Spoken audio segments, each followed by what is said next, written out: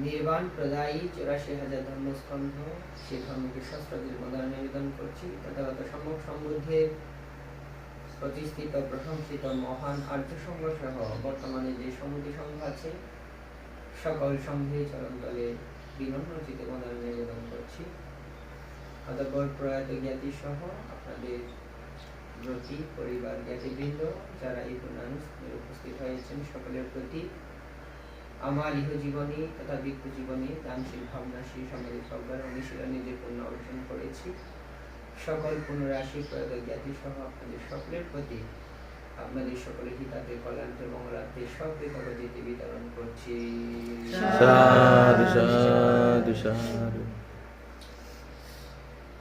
তথাগত বুদ্ধ বলেছেন, মানবগণ উঠো, জাগ্রত হও, প্রমত্ত হইও না, কল্যাণ ধর্ম আচরণ করো। কল্যাণ ধর্ম আচারীগণ ইহকাল এবং পরকালে সুখে অবস্থান করে।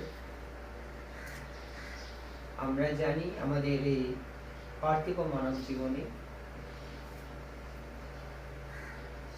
কোনো না কোনো সময় আমাদেরকে ইহকাল ছেড়ে পরকালে যেতে হবে, সেটা ধ্রুব সত্য।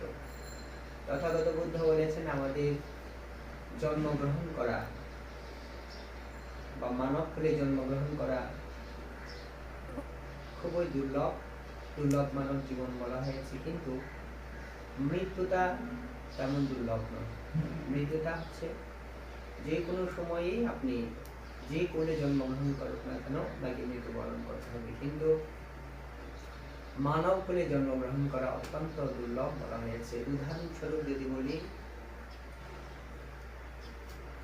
যে একটা চোয়াল যে লাঙ্গলের মধ্যে লাগায়, ওই চোয়ালটা যদি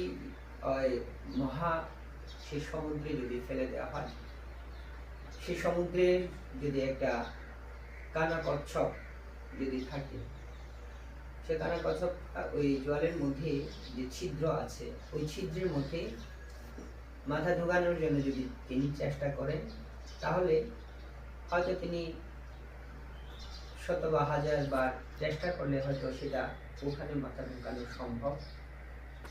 মানব কোলে জন্মগ্রহণ করা তার চেয়েও দুর্লভ বলা হয়েছে। আরো একটা উপমা দিয়েছেন যে আমাদের এই পৃথিবীতে যদি সূচ, যেটা আমরা কাপড় সেলাই করি, সেই সূচটা যদি এখানে পুঁতে রাখি এবং সেই আকাশ মার্গ থেকে যদি আপনি সুতা ফেলে দেন, এই সুতাটা ওই সূচের ভিতরে ঢোকানো নাকি সহজ, কিন্তু মানব কুলে শ্রদ্ধা সম্পন্ন হয়ে মানব জন্মগ্রহণ করা তার চেয়েও কঠিন বলা হয়েছে। তাহলে আমাদের জানতে হবে, এই যে মানব কুলে আমরা জন্ম